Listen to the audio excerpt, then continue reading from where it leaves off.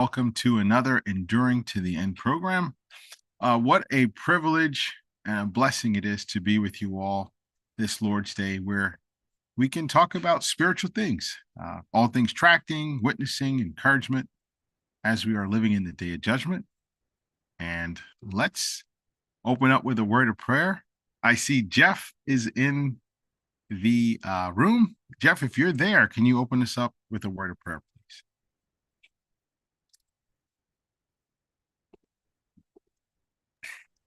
It doesn't look like he has his microphone connected. I, if somebody's in this program, they can always get called upon. So I'm sure it's a little. Hey, Oliver, do you mind? I'll unmute Oliver.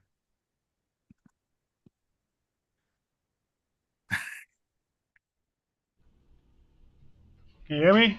Yeah, loud and clear. Loud and clear. I had to jump off the couch. All right. Dear Heavenly Father, we thank you for this program.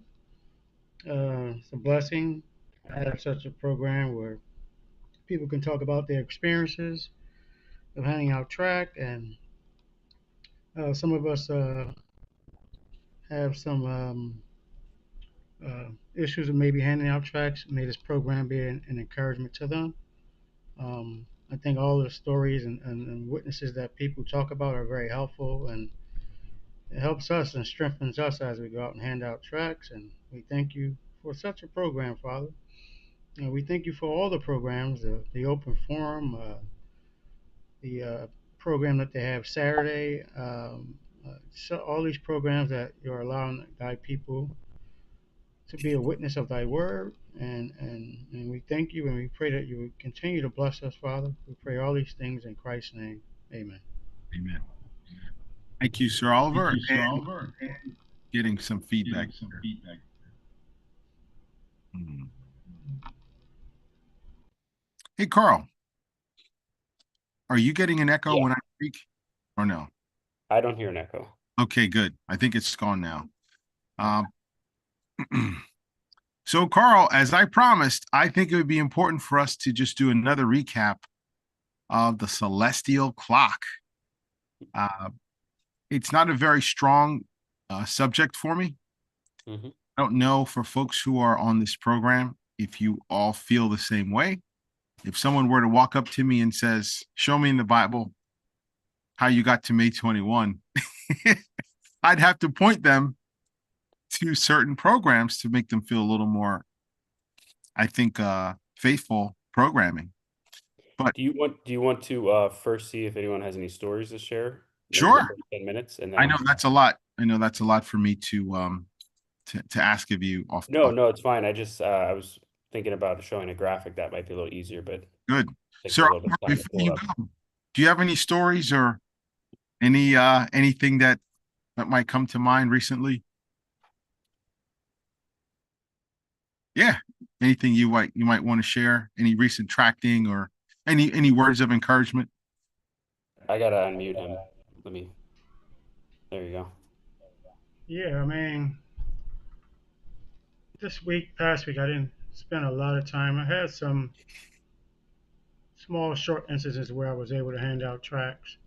Didn't really have any too many dialogues because obviously it's cold and people just want to grab the tracks and keep going. So people are not as open to dialogue when it's really cold as it is here in Philadelphia. So, but again, um, this program is just a blessing. I mean, handing out tracts. I talked to quite a few people. Matter of fact, I was on the phone with one of the believers today, and he was handing out tracts while I was talking to him. So, um, yeah, it's just a blessing to hand out tracts. Yeah. Uh, we were tracting at Reading Terminal a few weeks ago. I do hear the echo. Hey, Oliver, you don't happen to have like a second device No, open? I initially had my JBL, but I turned that off, so you shouldn't be getting any feedback on my end. Okay, if one of you guys can go to your microphone settings under microphone modes, if you click the little arrow, it'll say noise removal. You just want to make sure that that's selected. Noise removal. Yeah, Yep. if you hit the little arrow, Yeah, I hit next the to, arrow. I see it says audio settings. Do I hit that? yeah, just don't hit audio settings, just right above that, you'll see microphone modes and select noise removal.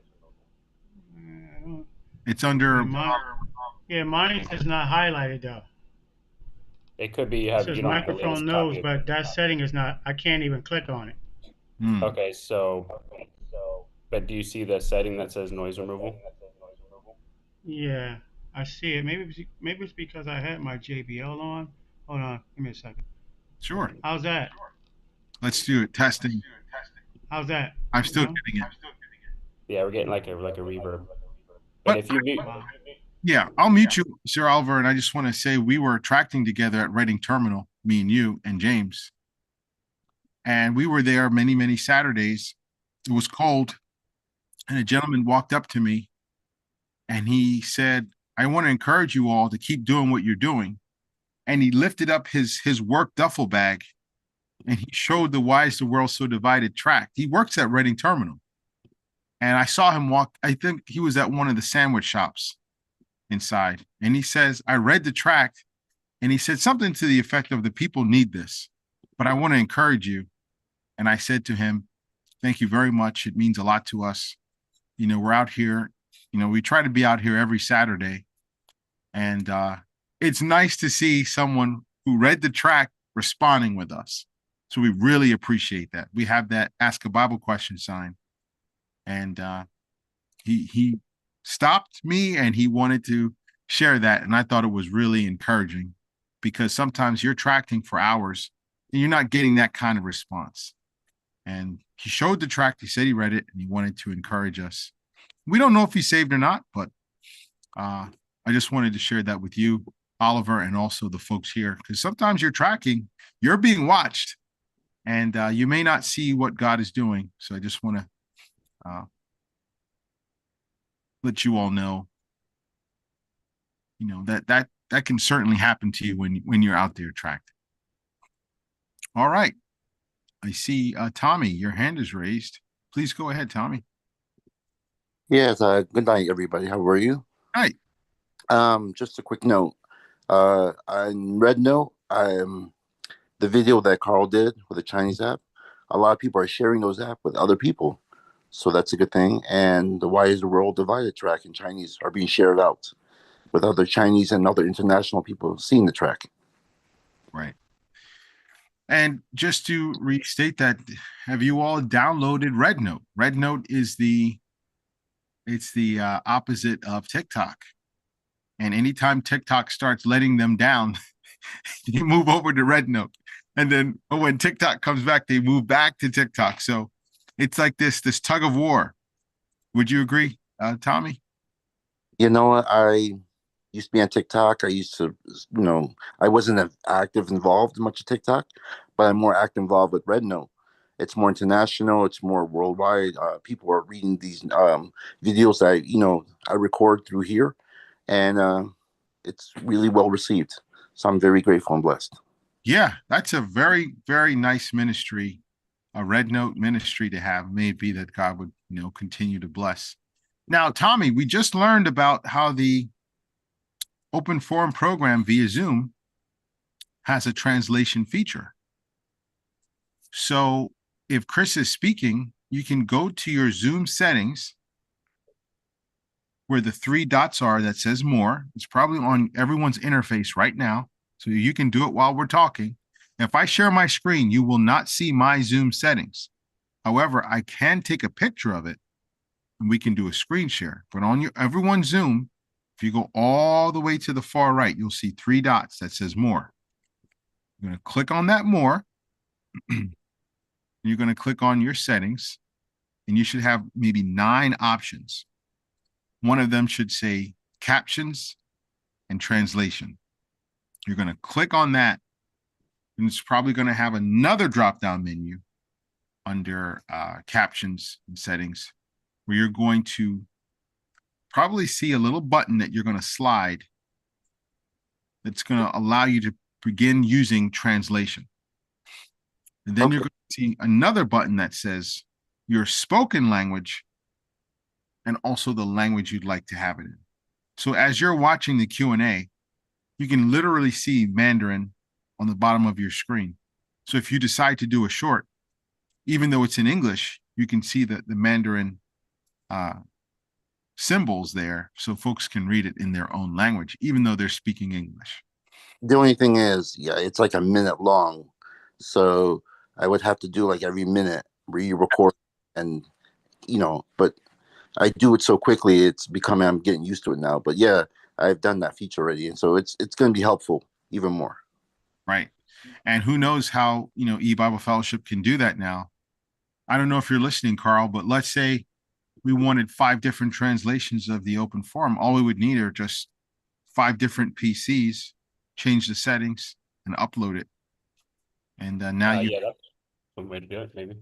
Yeah, I think it's a bit barbaric, but just to start, whoever has an interface, they can get it translated in text.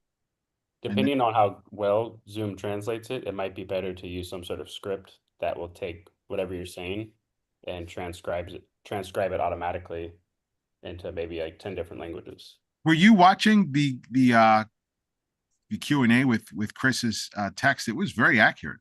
Yeah, it was pretty good. Yeah. It was pretty good. Look, and I saw Chris say it would do it as well. And I thought that was pretty accurate. Very, very precise, very precise. Thank you, Tommy. May God bless you. And since you're here, and I know you're muted, I'm going to ask you to unmute again. This is the time of year for Chinese New Year. And for all the folks who are used to this, I get so excited when I think about this. Tosh has sent me over 300 tracks in Mandarin. So we have our tracks. The next step is to set on our sign. So Tommy, I know this is the year of the horse, right? I think. Yes. And do you think Red Note is going to have any specifics as far as the new year? Have you ever experienced that in the past? By prayer, I'm hoping. I leave it up to God to see where He leads me to that. But I think the more we are sending it out there, and the more people are sharing these videos and posts and tracks, who knows how far He will take it. Great. Well, Lord willing, if we have some videos for the Chinese New Year, I'd like to send it to you. The only thing is, it's tough to do it through YouTube because it doesn't recognize the Carl would know. Yeah. You'll be able to access it via Dropbox, and then you can upload it via RedNote. And that's what I have to do through that way, through my phone. Yeah, and upload. So let's convene, and I'll try to send you some videos from the Chinese New Year, and then you can upload it that way. Okay. Sir. All right. All right. Thank you. And may God bless you. Good talking to you, sir. All right, Miss Evelyn, please go ahead. Hi, Gary. Hi. I thought that the transcripts were amazing. I was able to view the whole transcript and follow it, which is awesome because I never could catch the verse. Sometimes I'm they say it so fast that I can't catch it, but you could see the whole thing. You could even go back and scroll in case you missed the verse that they mentioned in the question. Yes. It's really nice. It's very good. Awesome. Thank you for letting us know that today. Yeah, and I heard you on the Spanish. And they're into the end. Know what you guys were talking about now with you guys in Zoom, we'll be able to. That's right. Listen, I'm sure there's all of you here watching that program, and we have no idea what they're saying. That's right. English speakers next week, God willing, when they do the Spanish program, hit the 3 dots that says more, go to settings, go to captions and translations, select the language you'd like to have, and now you're going to be able to read everything that program is having. So now we just, instead of just feeling good, we're going to actually be able to understand what they're saying in the program. So thank you, Miss Evelyn. Anything else you want Yes. All that last Saturday we went tracking in the supermarket. It was amazing. She got one end, I got the other. She got the end, the people leaving the supermarket, I got the people going into the supermarket. It was an amazing, awesome reception. I highly recommend. That's a spot to do. the supermarkets. In the city or is that in the suburbs? Oh, here where I live in the suburbs, in the area, she and I live close to each other, so. And you know, a lot of people have a New Year's resolution. Maybe tract reception might be a little high. But Resolution to get, you know. I tell you one thing, I definitely left there feeling so happy. So I just kept thanking God. Thank you for giving me that person. Thank you for giving me that location. Thank you for everything. I was so happy, and I'm just very thankful. So, so thankful. I heard Ozzy went tracking with Joselito as well, and they had some tracking. So there's lots of people who are tracking and sharing that, because there are people who are tracting and we have no idea. Might give the impression as if they're not, but they are. They're out there. Yeah, they're out there. Like me, I don't take pictures, but you now know because I talk on the during to the end. But other than that, you'll never know. And for those who are tracting that we don't know, like Mr. Homer Lee and many others on the West Coast, like Vincent, and people who are in your hometowns in Ontario. If you're just wearing a hoodie when you're going shopping or doing your chores, I'm telling you, this is it's very exciting to know that people are doing their own thing and finding ways to be a blessing, and nobody knows about it. Just like folks who are giving, as we just heard, eBible have been able to cover a lot of their costs. So thanks, Miss Evelyn. Thank you. Bye. And yes, Mandy, please go ahead. Hi, I just wanted to chime in with the transcript. I speak French and I turned on the French and it was very faithful. I was able to read it out loud and it was really amazing. And I'm so excited to use that on the Spanish Enduring to the End, because I've been tuning in and I'm trying to learn Spanish, but I can hear, a couple of things I can, understand, but I'm so excited. It's going to be like a whole new show for me. And my son and I are going to be so excited. Oh yeah. I heard Eddie say like cuerpo like so many times, like what's cuerpo? So yeah, very much. May God bless you. Thank you for sharing about the French, that the French is accurate. And that's really good to know, because there's a lot of people who are using Zoom, and we hope that more people can do this. And I hope and pray that God might bless some of the studies that are being done. Oh, it means body. So, man, I heard cuerpo. I'm like, what's cuerpo? It's body. So that's great. And participation is going to definitely improve for the Spanish program. I hope to see you all there, and I hope that we hit that button and we're going to be able to follow along, and it's going to be really, really exciting, because my son and I, we're just sitting there and we're just feeling good, but we have no idea what's being discussed. So thank you, Mandy. Anything else? Yeah, I just wanted to mention the New Year's Eve program. I loved those last two songs in Chinese. I thought that was really amazing how you can use that tool that God has opened it up so we can translate songs to other cultures. And Chris was right in open forum. I believe that we are kind of spoiled where we have so much in English, and now God's opened up this tool that we can use to, like he said, you could turn it into man's voice, whatever God wants, as long as it's faithful to the word of God. But I just wanted to mention that was interesting. The New Year's Eve get together, that was really a blessing. So. My name, and also your Christmas greeting that together, that was really a blessing. And I really enjoyed it. And Russell, he said 2033. Yeah, I love that. I laughed because you have like-minded friends and you see their personalities, and everybody was just the familiar voices. When you listen to a Q&A and you hear your voice or Oliver's voice or Russell's voice, you just know these are our regular callers. And it's just wonderful to be a part of a ministry. We're like the new family radio, that God has raised up. So thank you very much for sharing that as well. And yes, Oliver, please go ahead, sir. How's my sound now? Good. No echo? Yeah. Um, yeah, I was going to say, you don't have to worry about Vincent. He makes sure we know he's handing out tracks. But my interface is slightly different. When I click on the three dots, I don't see that. So I looked along the bottom of it and it says show caption by itself. And then it says my speaking language. That's what you would click on? That would be Okay. in which if you unmuted your microphone, it knows what language it needs to use to interpret. So I would have, while I'm listening to them, I have to unmute my microphone. You mean? It just within your microphone, it's capturing your voice, Right. Got you. translate it in a language that you would like for us to see when we're doing this program.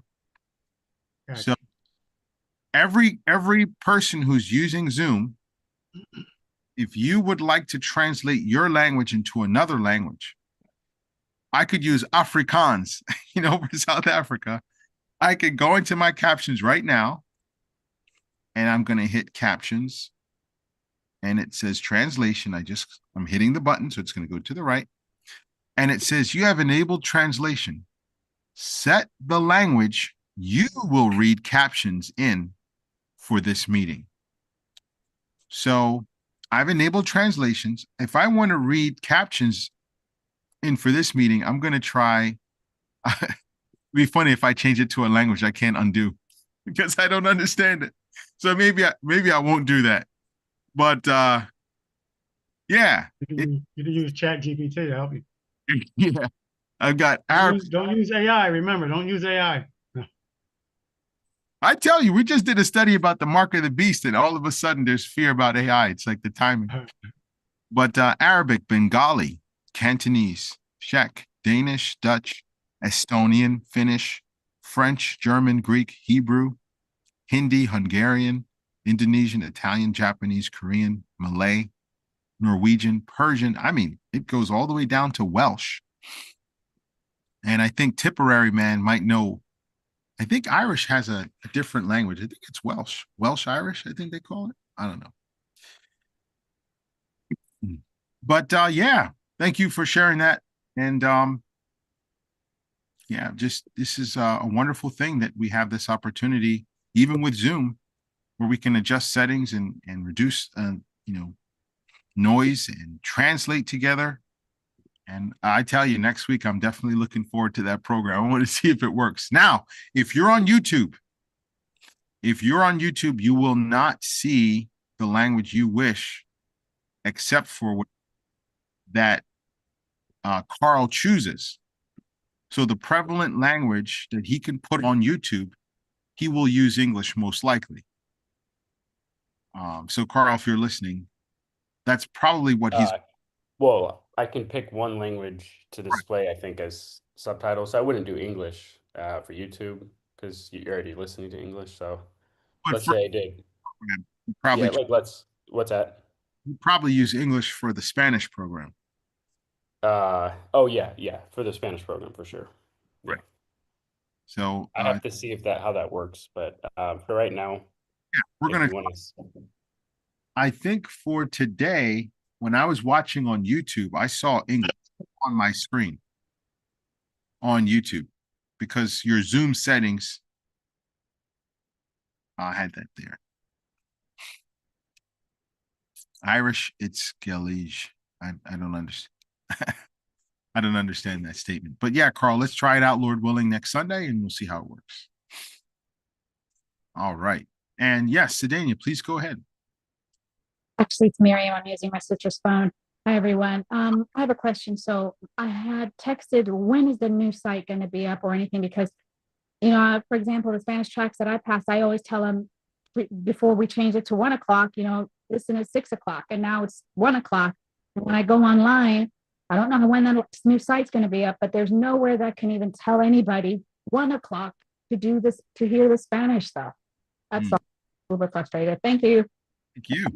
Good question. And it is a bit frustrating. When you see those construction sites work in progress. So Carl, I don't know if we can put one of those construction hats on. We need to get specific with some of the programming. Do you think the new website's going to have an interface that's very easy to read in terms of the schedule and the programming?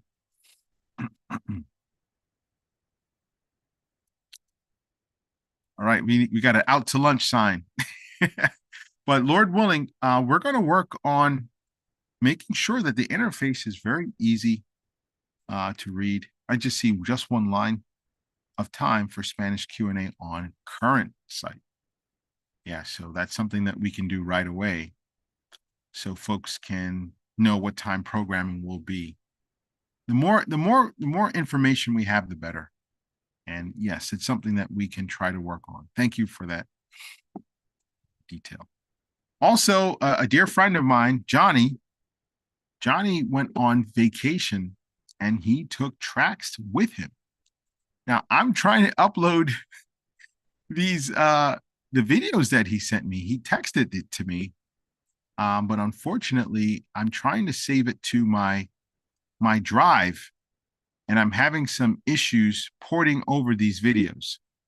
So I believe I may have sent it to Dropbox. If I'm not able to do it today, I will certainly try to open these videos for you to see. And it just reminds me of folks when they're going on vacation, when they're spending time with their loved ones. Sometimes they'll sneak away and they will pass out tracks and come right back with the family. And I'm sure some of you have done things like that, where if you're on vacation and you're out and about, you will take a bunch of tracks with you. Dave Johnson just did that when he went to the Philippines, and he and I had a fun conversation. He says a lot of folks think that we're boasting when we're tracking, and we both concurred. Sometimes we don't want to tract. I don't want to use this word despise, but there's like sometimes an unwillingness. When you want to go tracting, you just gotta get this groaning. You have to do it. It's the right thing to do. And after you're done tracking, you're so happy you did it. You're so thankful you did it. But either getting up early or planning the night before, getting materials, signs, tracks, your hoodie, making sure you have all your gear. And then Dave was telling me that when he was tracking in Philippines, there was somebody approaching him trying to possibly rob him or scam him. So folks who think that, you're tracking, that, we're trying to show off. There are moments where it's gritty. It's either cold or the wind slapping you in the face. And sometimes there's moments where you forget all about that. It's just a beautiful day. The sun's hitting you in the right spot, or you found a nice little spot where the wind isn't hitting you, and you're very thankful for that. But, sometimes you want to use the restroom, or sometimes you're not at your destination and you have to walk and you realize you walked in the wrong direction and you're walking away from your meeting point when you're on a mission trip. And so you have to do additional walking. You might be dehydrated. Maybe you didn't bring water with you, or maybe you're not feeling well and you decided to go out and tract anyway. So please be encouraged. If, you're seeing someone say something like, "Oh, look at those folks showing that they're tracting." Well, if you've tracked before, you know exactly what I'm talking about. You get the nose, you get ignored, and you're just thinking, yes, Vincent, right, the flesh is still there. That's right. So someone might say, "Oh, this person's out all the time tracking and they're taking photos of themselves." Please know, the flesh is there. And, sometimes you don't want to go out there to be rejected or to be reviled or whatever have you. But as you continue to do it, it's a muscle that you work, and you get a little stronger, and you have a smile on your face, and you get past the nose, and it's a privilege. It's an honor to be out there. And so there starts to be a transition. But yes, the flesh is still there. And thanks, Oliver, for sharing that. And I see a verse here. Now, this is Galatians 5, verse 19 through 21. Now the works of the flesh are manifest, which are these: adultery, fornication, uncleanness, lasciviousness, idolatry, witchcraft. Someone called AI witchcraft, hatred, variance, emulations, wrath, strife, seditions, heresies, envyings, murders, drunkenness, revelings, and such like, of the which I tell you before, as I have also told you in time past, that they which do such things shall not inherit the kingdom of God. And it's interesting, if you've been in fellowship for a while, we go through these seasons of testings of doctrines that come about. And what's on the menu this time is AI and vowel points. And you thought AI wouldn't come back. I'm sorry. I thought vowel points was taken care of. You thought that was something that was done with. And, here it comes back again. Vowel points. You're like, oh, that's a thing now. Vowel points is a thing. And now AI is on the menu, which is good because we don't want to abuse these technologies. Maybe there's something that God is using that we need to address. And now there's another topic we have on the menu, which is the timeline, a celestial clock, the sun and the moon and the stars, and the Hebrew calendar. So it's interesting how these topics can kind of bubble up, which is good for us because we need to be in the scriptures. We need to exhort, reprove, rebuke, admonish, and we might need correction. So it's good to hold these things up to the Bible. Surprising to see vowel points coming back. I thought that was a slam dunk. I didn't expect vowel points to come back, but it's here. And now we have the timeline, which is a much more difficult nuance here. So Carl, if you're there, are you there, Carl? Yes, I'm just about ready. No. A few more minutes. Plenty of time to discuss other things. I'd like to Thanks.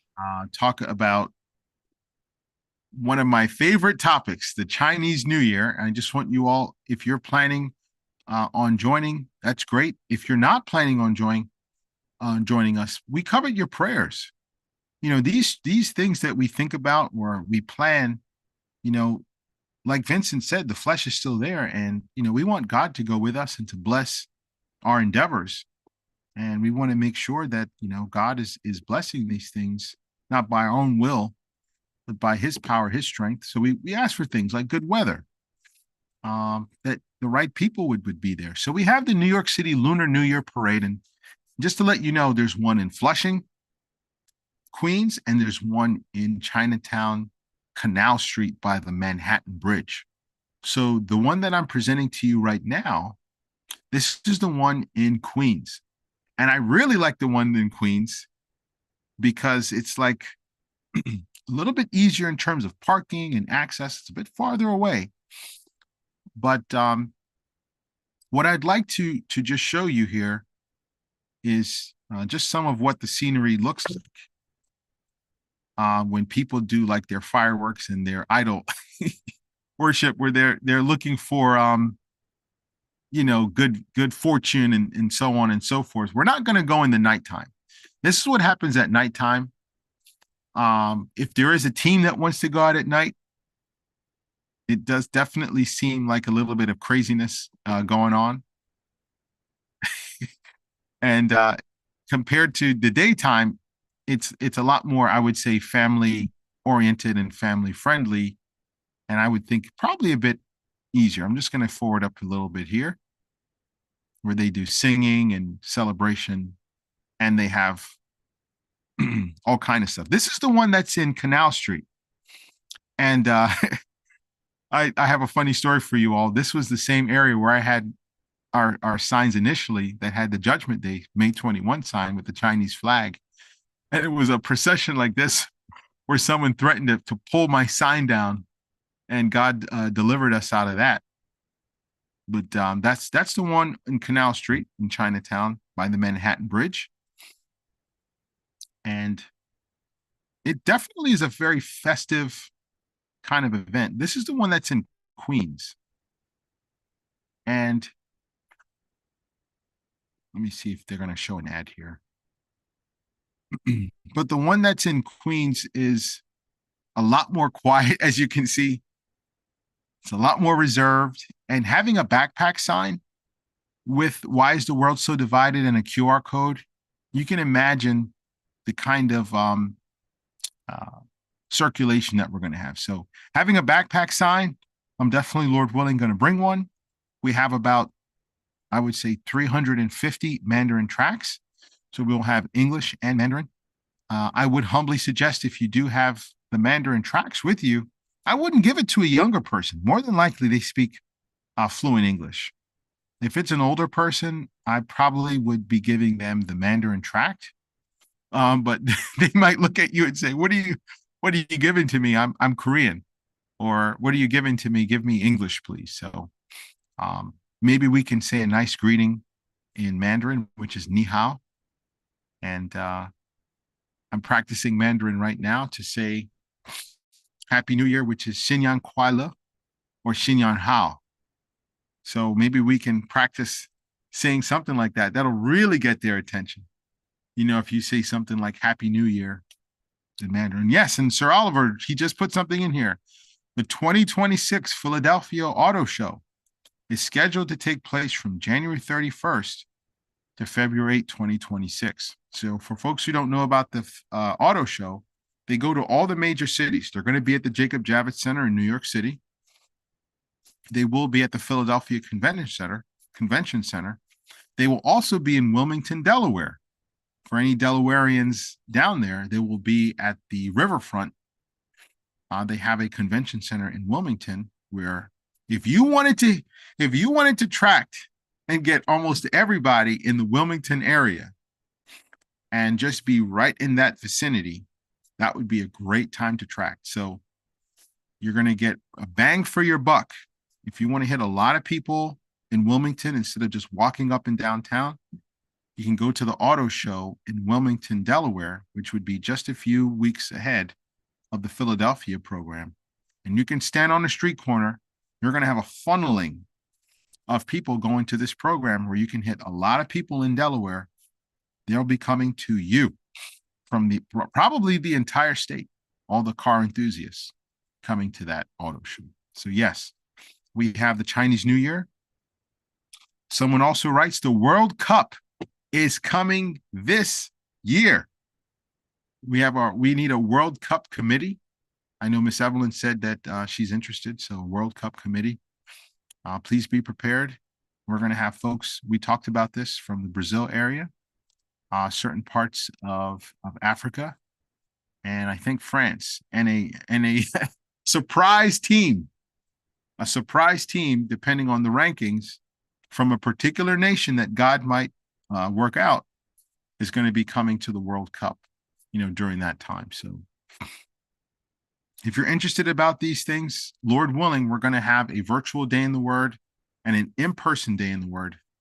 Well, let's see if we can start to develop a committee where we can plan these things, and you can set that time ahead on your schedule.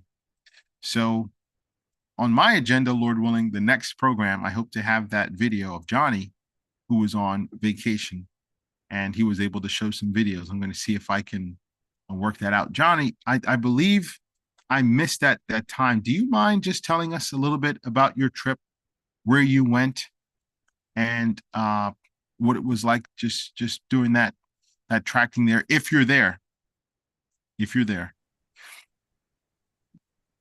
Hi, Gary. How you doing? Good. Happy New Year, sir. Same deal. I was out in Mexico with my family and I, and of course I always bring tracks with me. Part of Mexico.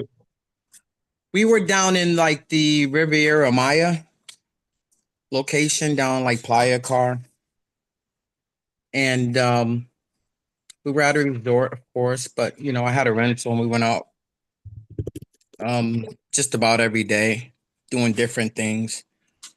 And of course, I would bring tracks out with me. Interestingly, I had a nice time down in Tulum. That's down further south of Cancun, and I handed out tracks there, and they were very receptive down there, actually. So I found a method when I was down there, because we went down to see the ruins down there, and it had the National Guard there.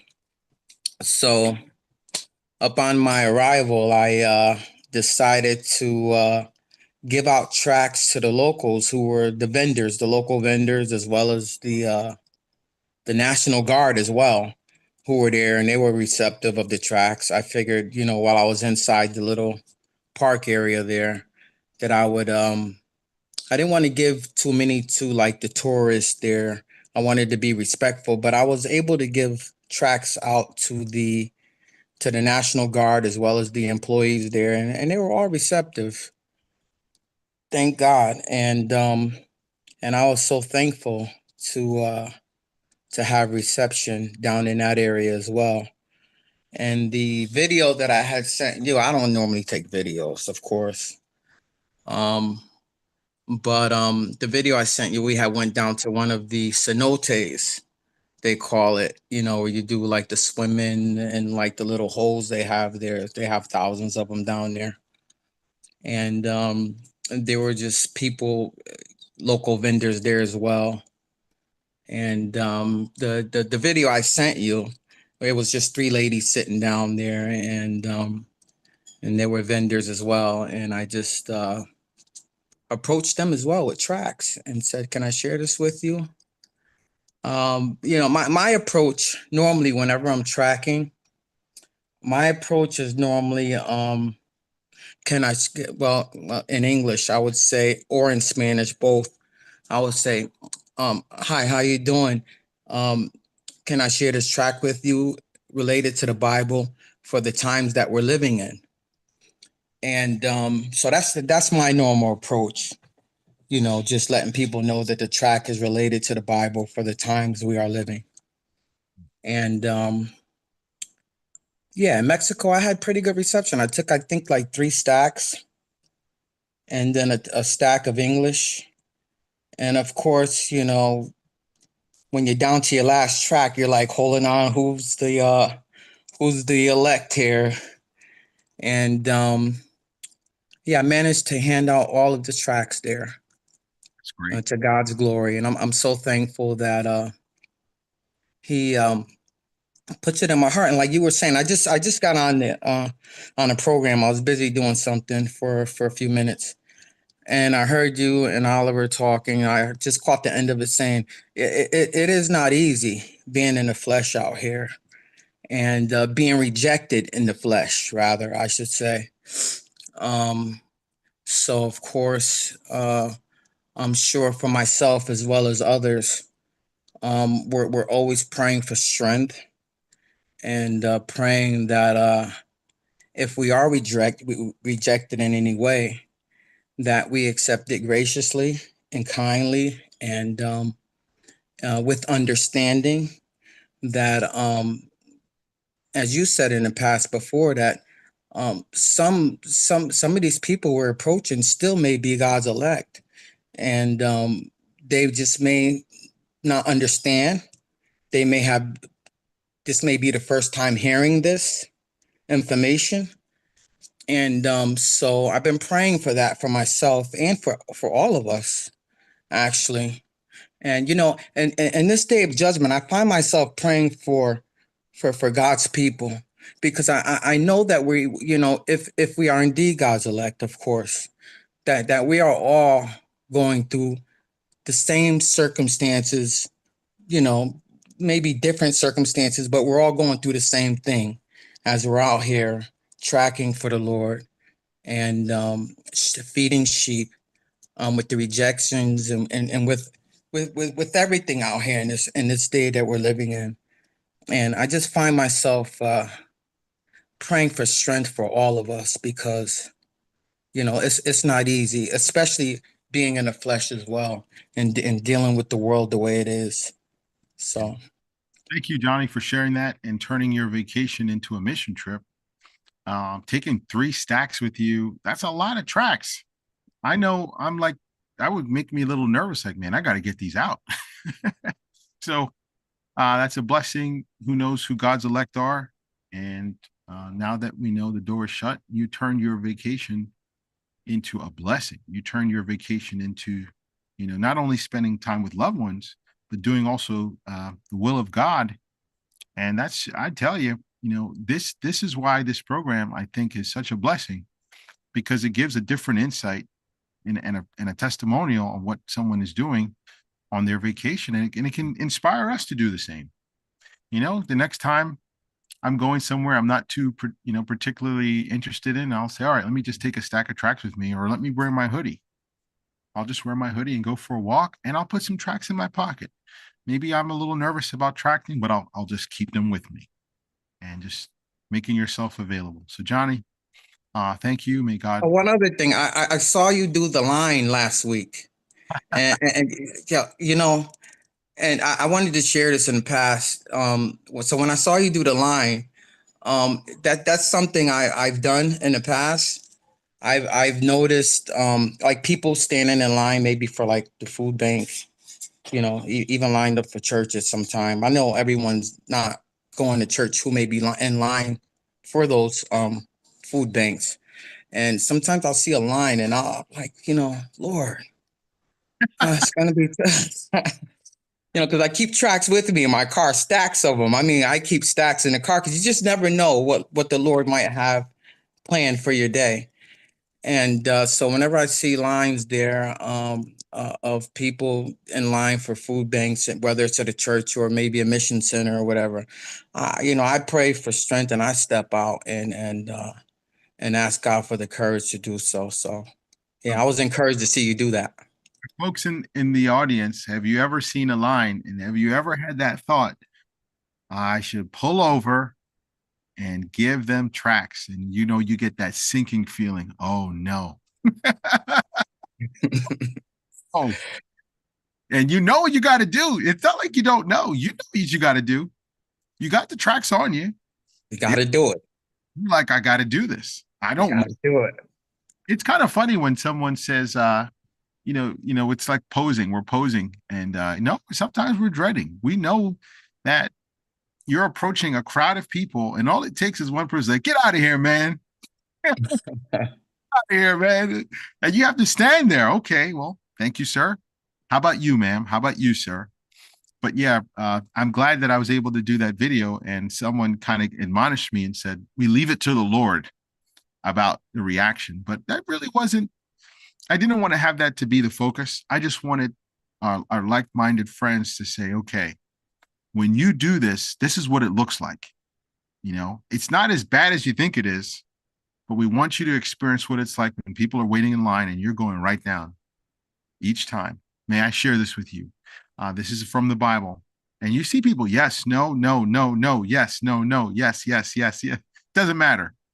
But it's good for you the next time you see a crowd, if you have tracks with you and you're so inclined, pray before you go, leave it to the Lord.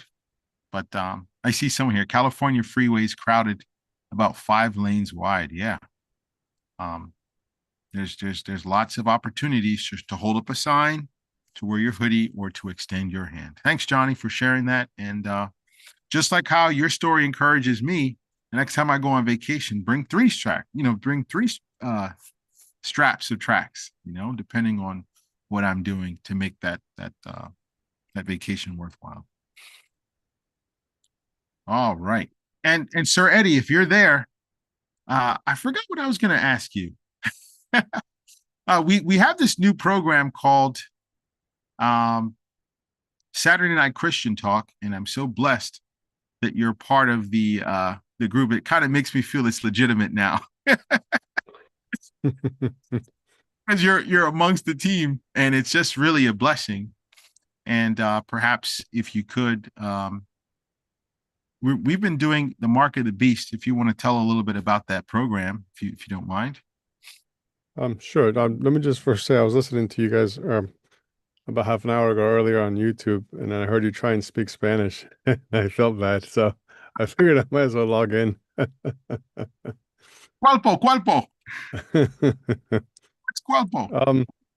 Yeah, no, I really enjoy the Saturday night discussions. We get to talk about the Bible. We get to pick the topic, and then we just kind of see where that takes us. As we saw yesterday, we had a couple individuals, one in particular, who just kept commenting, which allowed us to basically take his comment, take it to the scriptures and offer him the scriptures to see or to show, listen, your comment isn't really harmonizing with the scriptures. So, maybe you can take these verses and check them out and see basically what you can do with them.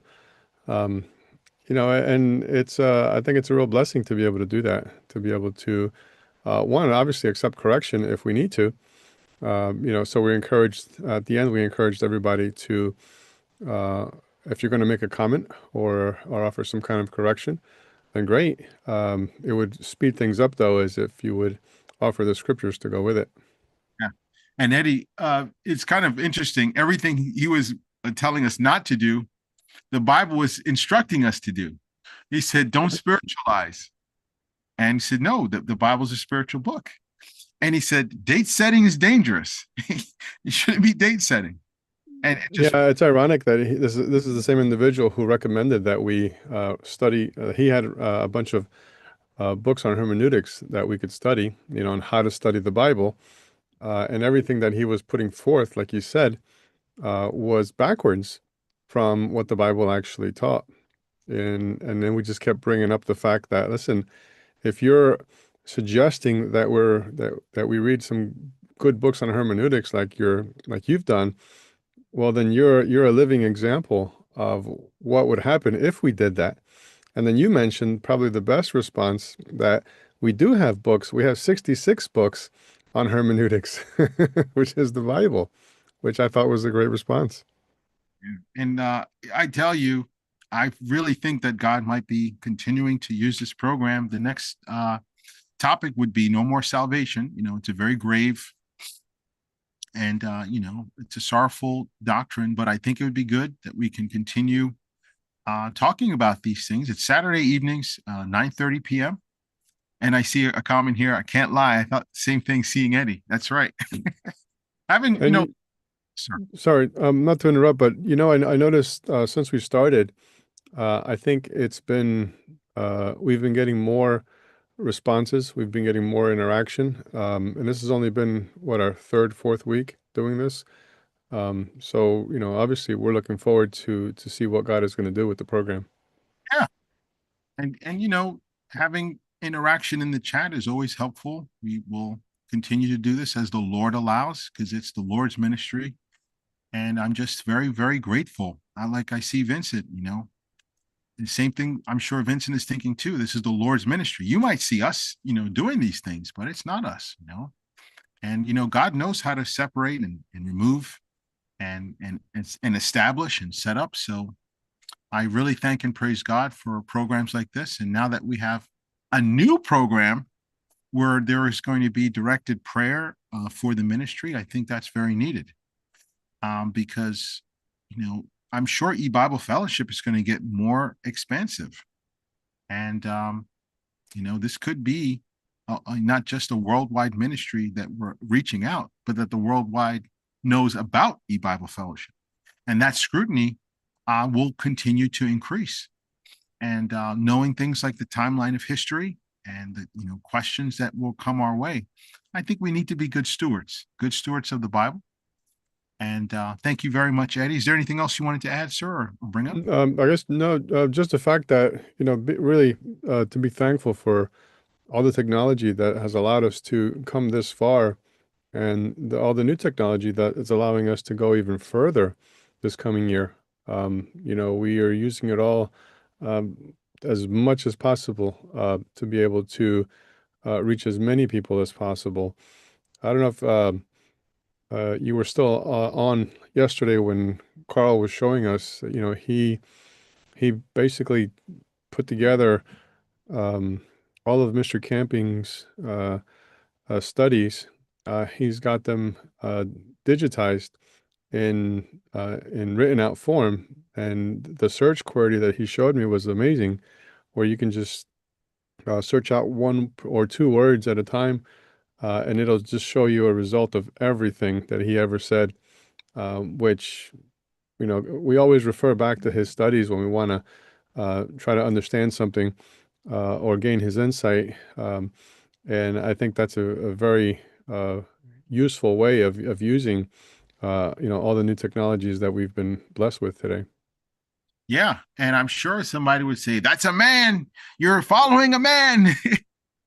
But no, God has established teachers, just like this program that we're talking about on 9:30.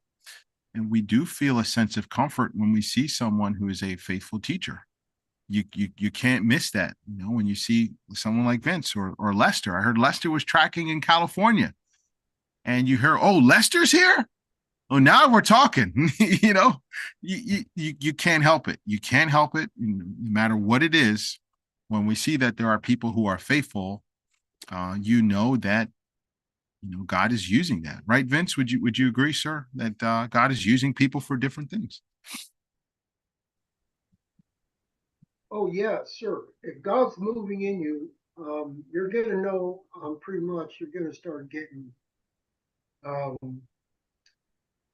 you're gonna start wanting to do it God's way and realize that it's Him working in us to get all the credit and glory. But like I said, the flesh is there. So if we're new in the Lord, He's got to work on us, and break some of those old habits, that seem to want to come and go, But yeah, that's one thing when we recognize truth, um, we love it as God witnesses with our spirit and um, makes us realize that um, our mission is to focus on Him. And like Chris said, put down the flesh. Only God could have helped us put down the body, by His Spirit. That's the only way it can be accomplished. Right. And Vincent, just anyone thinking that a lot of this is for the glamour or for spotlighting, what would be your thought if someone were to kind of say, well, it looks like you just want people to see what you're doing. Well, what would be a response that you'd like to just share with folks? Well, I mean, sometimes, I mean, if you're a child of God, of course, the flesh, it's gonna shine. We're not perfect, but I believe that God chastises us to realize that no, you're saved by my sovereign grace. Um, sometimes you got to keep your mouth shut, you know, and but I do have this urge to do God's will, to get the message out there. I don't do it perfectly. I don't claim to be perfect, but I feel that I have an intense desire to be a messenger with the truth. Yeah. Sadly, though, when I think about the world, that most of the world are going to be annihilated, most likely in a few years. And my family members and friends, I see no interest in the true salvation. And that's heart wrenching. That's it's sad, but you know, but then again, what can you do? You can't do anything. Just pray for them. Maybe somehow they were out of the church. Well, thank you, Vince. And I would agree as well. All glory goes to God, and to every action there's a reaction. And some might rejoice and they'll say, "Oh wow, maybe I need to do the same." But also, depending on whatever person's personality, they might be more of a contrarian, and so they might be admonished as well. But what comes out of their mouth could be on either the critical side. But I think God's will be done, and it's very much an encouragement to see you out there. The weather's conducive, and it seems like you're redeeming the time. And I listen to Chris, and he talks about that wasted time, And sometimes I'm doing something, I'm thinking to myself, this is a waste of time. I need to be doing something else. And I thank God that there's people like you and other people who we don't know who are watching this program and say, well, I tracked. You guys just don't know about it. That's right. Or maybe you wore your shirt when you went to the grocery store. Little things like that. We're not we're not taking glory. Like I had this, you know, gas station challenge where I would give a tractor in the gas station. I had no pleasure doing that. No pleasure when somebody's pumping their gas. I'm asking them if they'd like to read a Bible tract, but I get great pleasure knowing that I'm doing God's will. I walk up to police officers and give them tracts and tell them, hey, thank you. You know, you're serving the Lord. You might not know it, but you know, because I remember when a police officer used to arrest me, and I wouldn't even talk to them. I didn't like the police. But now, you know, out of respect for God and God puts me in authority, I love those people and respect them. Yeah, praise God for that. And you know, this is a good testament that God is hopefully working in us, that people who we would have objection with, we don't see the outward man. You know, God looks on the heart. And just because someone has a particular background, you know, whatever, has nothing to do with God's salvation program. So may God bless you, Vincent. Thank you for sharing that. And Carl, we only have a few minutes left because you know we do have Sir Robert and others. You Yeah, know, I'm ready. I'm ready. could you give us a crash course again with some of the celestial timekeepers and so on? Okay. Yeah, I just created a graphic this time just to hopefully try to explain it a little bit better. But so can you see that? Yes, I can. If you want to blow it up, you can if you want. Okay. Yeah, I'll zoom in. All right, so this first part is just showing that the lunar calendar and also the solar calendar. Okay. And the Bible actually shows there's two calendars because we have two clocks. You know, you have the solar calendar, which is the sun, and you have the Hebrew calendar, which is the lunar calendar. So our Gregorian calendar follows the solar calendar. The Hebrew calendar follows the lunar calendar.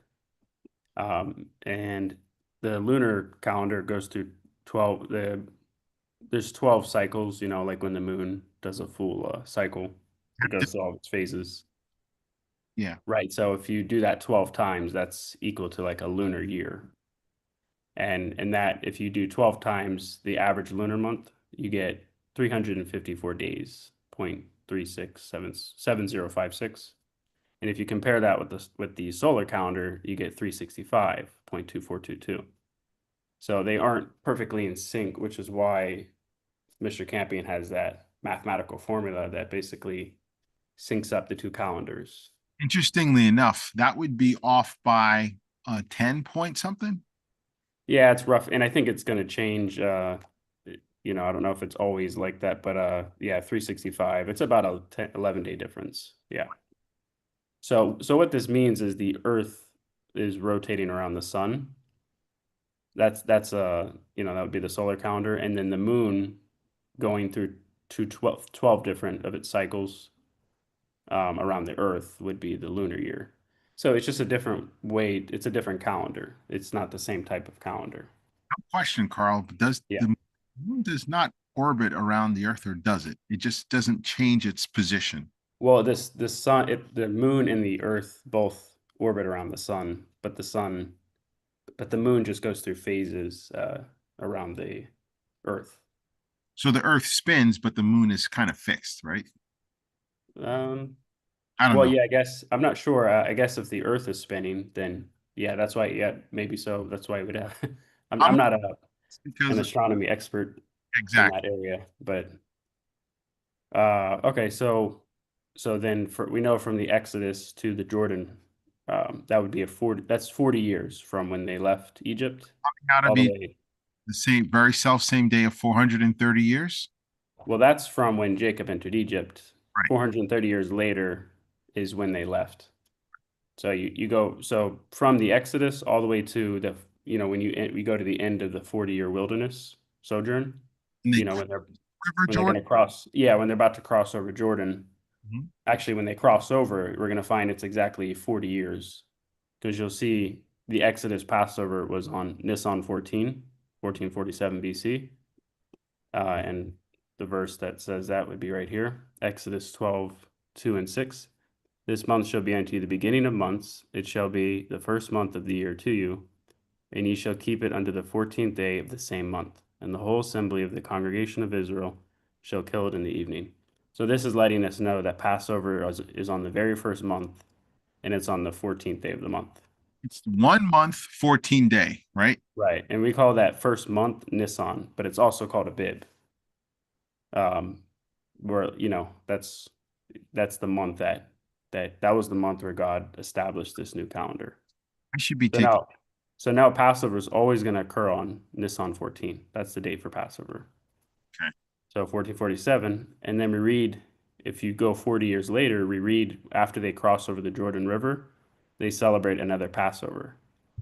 That's also on Nisan 14, and that's Joshua 5:10. And the children of Israel encamped in Gilgal and kept the Passover on the 14th day of the month at even in the plains of Jericho. So that's letting us know, based off the lunar calendar, that from Nisan 14 all the way to Nisan 14 in 1407, that's exactly 40 years. Hmm. So to the day as far as the lunar calendar. So it's clean. Yeah, it's pretty clean. But notice the Gregorian dates are different. The Right. Gregorian dates, so you'll see Passover was March 21st in 1447 BC. You can see that right there. And then right here, Passover is March 29th. So there's actually an 8-day difference when it comes to using the Gregorian versus the lunar in this case. Okay. And so Mr. Campion had discovered that there's actually 8 days. You can kind of map out those 8 days. But anyways, so now we'll look at the solar calendar and how that fits into this. So they left, so Nisan 14 was when they celebrated the Exodus Passover. But the Bible lets us know that the day after Passover, that's when they left Egypt. So you'll read that here. Let's see. Right here, Numbers 33:3. And they departed from Ramesses in the first month on the 15th day of the first month. Hmm. On the morrow, after the Passover, the children of Israel went out with an high hand. So that lets us know that the very next day on Nisan 15, that's when they left Egypt from Ramesses. So now we're at Nisan 15, but now we're going to focus on the solar calendar here because Mr. Camping had pointed out that God's highlighting this day after they left. So that would be, if this is March 21st, then Nisan 14 is March 22nd. So now we're going to go from March 22nd of 1447 BC, and exactly 40 years later, Mr. Camping plugged in March 22nd of 1407. Hmm. So this would be exactly 40 years using the solar calendar, right? And that would be the first day that they lodge at Jordan. Now, to see if this all fits, to see if that's accurate, right? If it fits, he provided verses in the Bible that shows we could kind of walk through to see if we'll get to, see over here, we have March 29th up here, Yes. right there. Well, if March 22nd is the true date, Gregorian date that they lodged at Jordan, then we have to walk through the scriptures to see if we can land on that date for Passover. I think I see what. Yeah. So sure enough, when they lodge at Jordan, exactly 8 days later, they celebrate Passover. You can walk through the scriptures and it takes us to March 29th. So it basically confirms actually the calculation of the celestial clock. This is amazing because on my birthday, which is the 27th of the month, right? Mm-hmm. 7th of every month, it's always my birthday. But in this case, the time span between like a 40-year time frame could have different numbers, right? If I understand that correctly. Well, here it's going 40 years using the lunar calendar is different than going 40 years using the solar calendar. So the lunar calendar here, it's only when you go from Nisan 14 to Nisan 14, that's exactly 40 years, lunar years, I guess you would say, 40 lunar years. But here, this would be 40 solar years. And so God basically is just showing that God's implemented both the solar and the lunar calendar in the Bible, not just the lunar. So we can't just, and I know a lot of people have been focusing on the Hebrew calendar, but this is showing God's uses both. And it makes sense because he created the sun and he created the moon. right? So they're two different types of clocks in a sense. So, and then I'll just show you this last thing. So so Mr. Camping, I think what he did is he made an assumption. You have to start out with the assumption, okay, if they left March 22nd, exactly 40 years later, they lodge at Jordan. So we have to say that. So let's just assume that was March 22nd, and we'll see if it fits. Because keep in mind, he had already the calculation March 29th as Passover for that year. And so if you're starting with March 22nd and going exactly 40 years in the solar calendar, and they're lodging at Jordan on March 22nd, we need to see if the Bible will support us, if it will allow us for Passover to land on, if it lines up. Like if this is off, this March 22nd, if that shows March 20th or 19th or 18th, and the scriptures doesn't allow us, we know, like this is our endpoint, March 29th. We have to get to March 29th. And so I hope this isn't too confusing. I know it's a. But my question would be, if someone were to ask me, what is the purpose of just having that 40-year calculation on the Gregorian side, now that we have both time frames, what would be the spiritual benefit of me getting these two dates on the Gregorian side, now that we have the lunar calendar calculation and the solar calendar calculation? Okay, they're off. Well, what's the ultimate goal that we are looking for?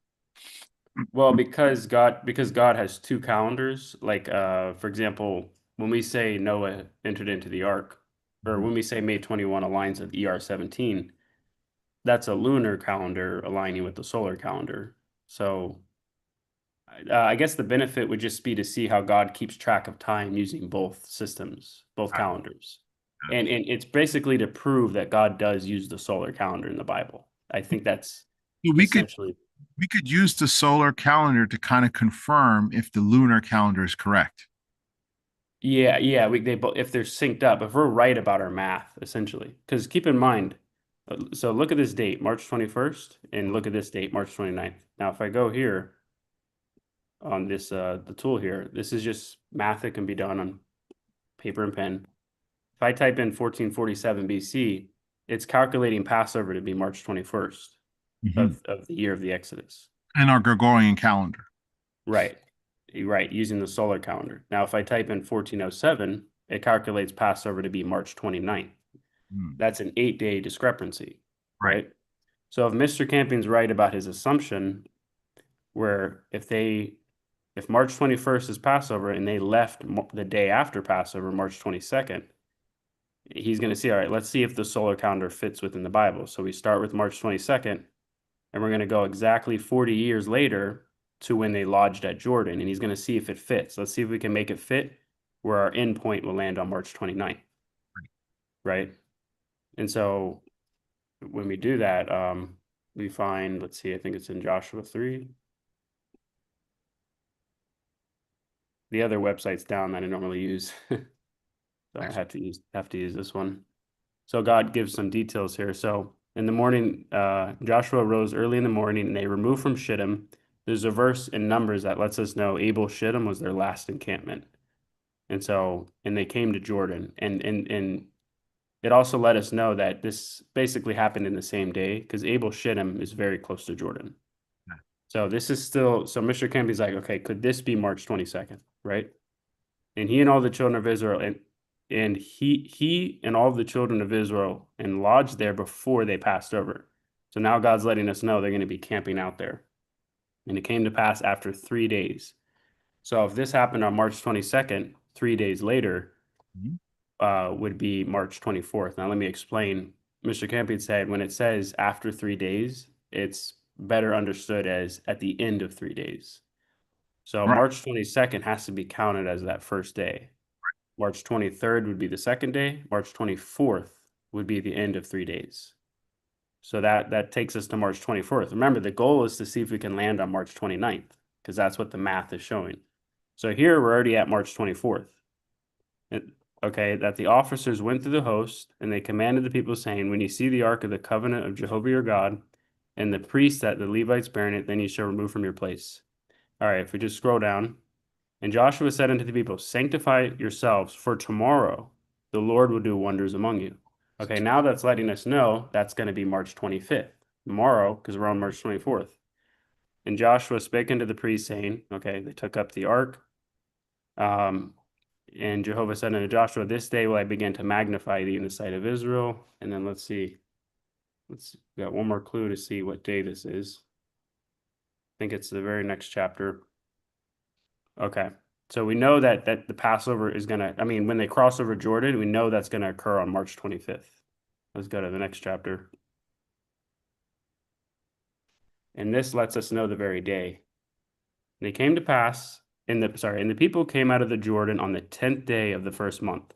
Okay, now God's giving us, we know this is March 25th because we just walked it through, but now God is giving us the lunar calendar here. This is the Hebrew calendar, the 10th day of the first month. So we started with March 22nd. They lodged for 3 days, 1, 2, 3. On the morrow, Joshua said they're going to cross over. We're at the 25th, and look, that's Nisan 10. Remember, in that verse just told us that's the 10th day of the month. So we know it syncs up with the Bible, this understanding, right? And then we know Passover occurs on Nisan 14. So that means 4 days later, they celebrate Passover. And what do you know? 1, 2, 3, 4, March 29th. Right there. So it just fits perfectly, How do you know it's 4 days later that they celebrated the Passover? Is that just Because remember in the Bible, we know if we're on Nisan 10, Passover is always on Nisan 14. Remember, remember we just read that verse. And the people came up out of the Jordan on the 10th day of the first month. That's Nisan 10. We know from the Bible Passover is always on Nisan 14. And just to further prove this, we could just go over here, and it lets us know they celebrate Passover see? So right I here. understand what you're saying now. Now that we have that established Hebrew date, we have it already calculated to the Gregorian date. So we know we just have to add the difference. Yeah, because they're not perfectly synced up. Now, and the children of Israel encamped in Gilgal and kept the Passover on the 14th day of the month at even in the plains of Jericho. And then what's interesting, it says, and they did eat of the old corn of the land on the morrow after the Passover. You notice when they celebrated Passover in Egypt, right? It says on the morrow they left. And so again, God's highlighting the morrow after Passover. And if you look on the calendar, the morrow after Passover would be Nisan 15. And what does that land on? That lands on March 31st, which I thought was interesting because that's the same day where Jesus was in the Garden of Gethsemane, March 31st. And for some reason, God is highlighting the fact that they ate of the old corn of the land on the morrow after Passover. Why add in that detail? So, Disciples eating the corn and they were complaining. And yeah, well, this is the last day that they have to eat manna because look, and the manna ceased on the morrow, right? On the morrow after they had eaten of the old corn of the land. right. So again, now the manna ceasing on the morrow after they ate of the old corn of the land. So I believe that would be April 1st.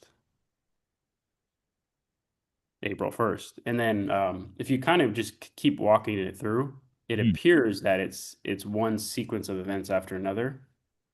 And I think by the time you get to the walking around Jericho, I believe that the walls of Jericho fall, I think on the 7th. I see. And It that's all appears to be in order. Like you right. could just keep going. Like, okay, if the morrow after they ate the old corn of the land, see, and the manna ceased on the morrow after they had eaten the old corn of the land, that would be March 31st. Sorry, that would be April 1st. So if that's April 1st, then you kind of just keep going. This is when Joshua meets the man with the sword in verse Right. 13, 14. And then as soon as you get to chapter 6, it just goes right into it. Now Jericho was straightly shut up because the children of Israel, none went out, none came in. There appears to be no passage of time, and now God's giving them instruction. You're going to go around Jericho 6 days. Mm. And just from everything you read, and then God lets us know, okay, and Joshua rose up early in the morning. So this would be April 2nd, I believe. He rose up early in the morning if the previous chapter is April 1st. And this is when they're going around, and they go around for 6 days. So you can kind of just follow it through. And it came to pass on the seventh day that they arose early about the dawning of the day. So it's like very detailed with all these time references. God hides that seemingly information that doesn't seem to have relevance. Now it's hanging on the celestial clock confirmation. So Yeah, and this would be in the way we can kind of confirm if we're on the right track is the syncing up of the solar and the lunar. And we saw that with this day right here. See, Mr. Camping's like, let's plug it in. Let's see if we can go from March 22nd of 1447 to March 22nd of 1407, right? And let's see if it fits. And sure enough, there's exactly 8 days that God maps out. There's 4 days of encampment, or 3 days of encampment. 1 day they cross over Jordan. That's 4 days. And then 4 more days they celebrate Passover. That's that 8-day difference that we see from March 21st to March 29th. incidentally, Carl, some folks have issues with AI, and we'll close soon. You could have probably punched this into an Excel formula, right? If this means this and if this means that, you could probably punch that all in as well, right? Yeah, maybe so. Yeah, there might be a way to make sure. Sometimes it catches details that you might miss. Right. So folks have a fear that, this is something that artificial intelligence is doing. It's far from it. Mr. Camping was able to, ascertain this information before. And I think God did that on purpose.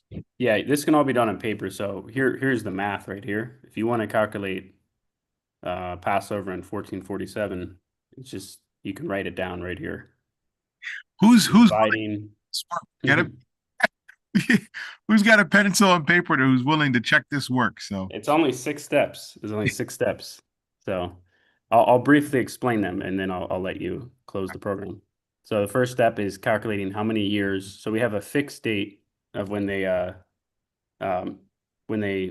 from the cross, right? That's our anchor date of Passover, and you can go any year.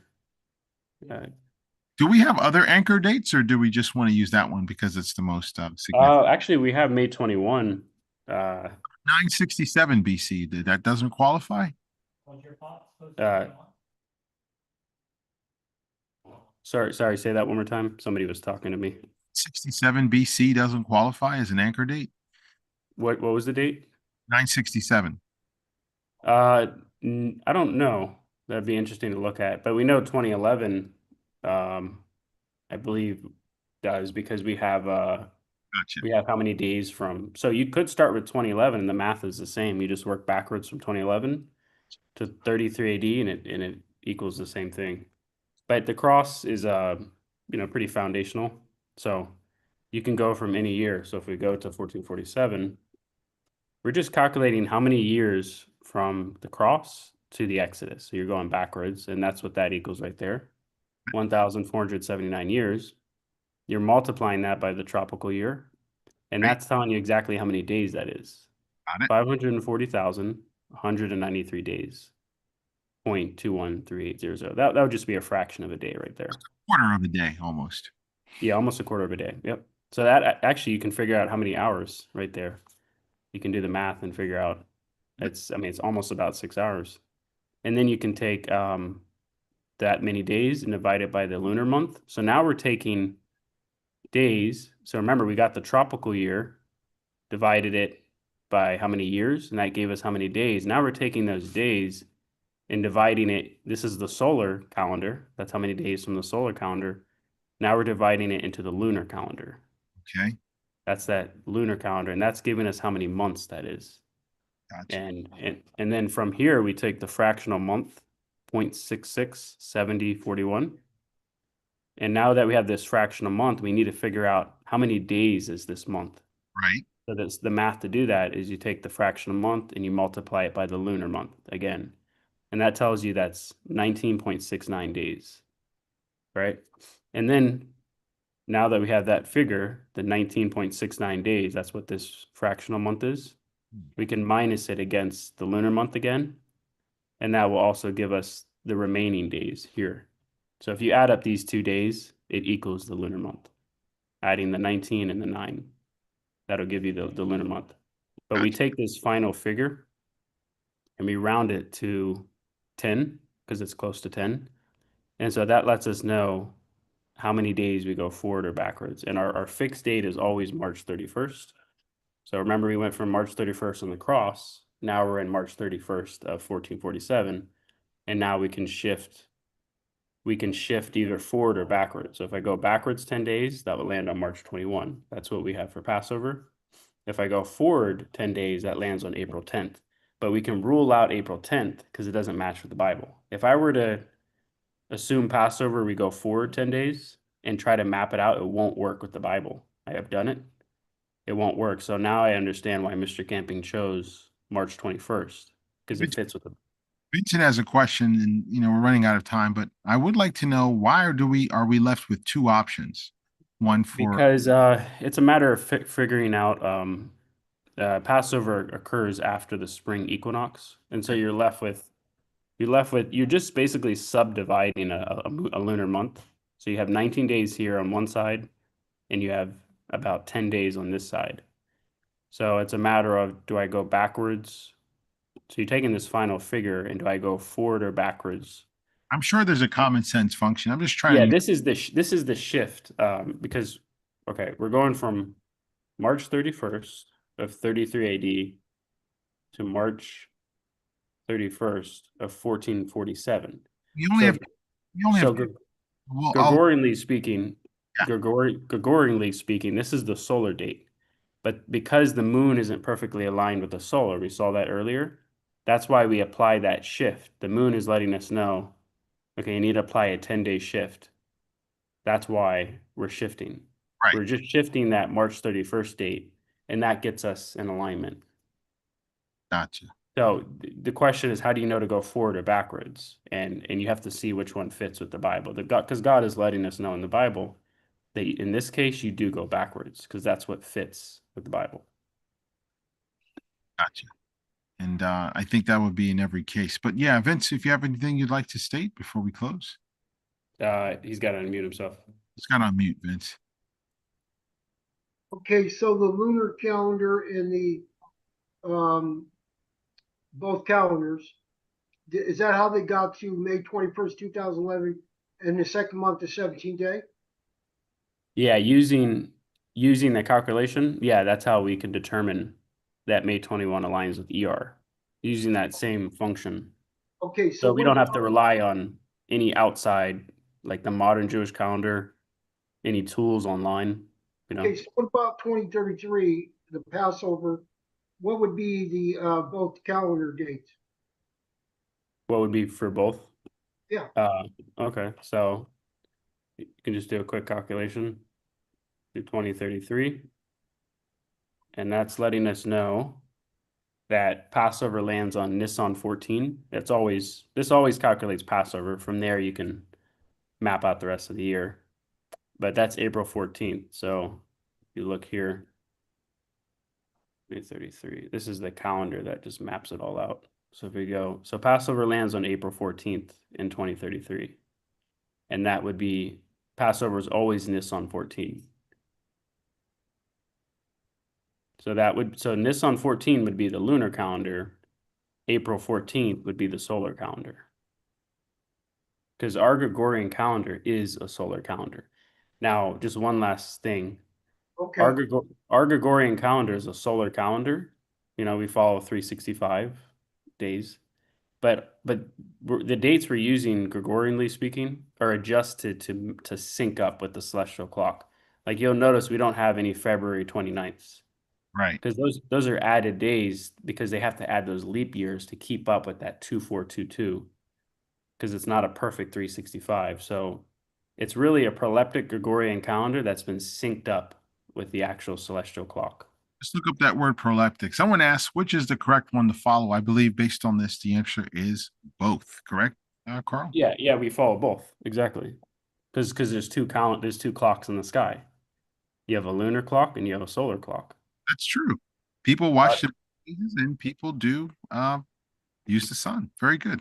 Yeah, the Jews use the Hebrews use the lunar calendar, and we, the Gregorian calendar, uses a solar calendar. So we use both. There's two calendars, and I believe the stars may work as a third calendar. I'm not really sure how that works. I don't know if we've ever created a calendar based off that. But So, Carl, I just thank God for you. I mean, having this resource available, I mean, I'm gonna have to look at this again. oh yeah, this stuff just came I mean, based off the email Chris found with the math. I had known nothing about this. And Right. Mr. Camping didn't have any studies telling I haven't found any of his studies telling you how to do the math. So it just so happened this one email that Chris happened to have saved allowed us to put this together. God be magnified. And Yeah. this is very, very interesting. Vince, And having access to his timeline studies because that's how I knew to look at March, and compare it to solar calendar because he talks about this thing. I look forward to reviewing this again with everyone. I hope that we can beat this into a dead horse. I mean, I want to be able to do this with my eyes closed. But if we find that it's becoming a bit oppressive, maybe we can move on. But I think we're just scratching the surface with understanding the offset. And I think we've just learned an important principle that the sun and the moon are calendars that we need to compare in order to come to truth. And I think we've learned a lot today. And I thank God for you all.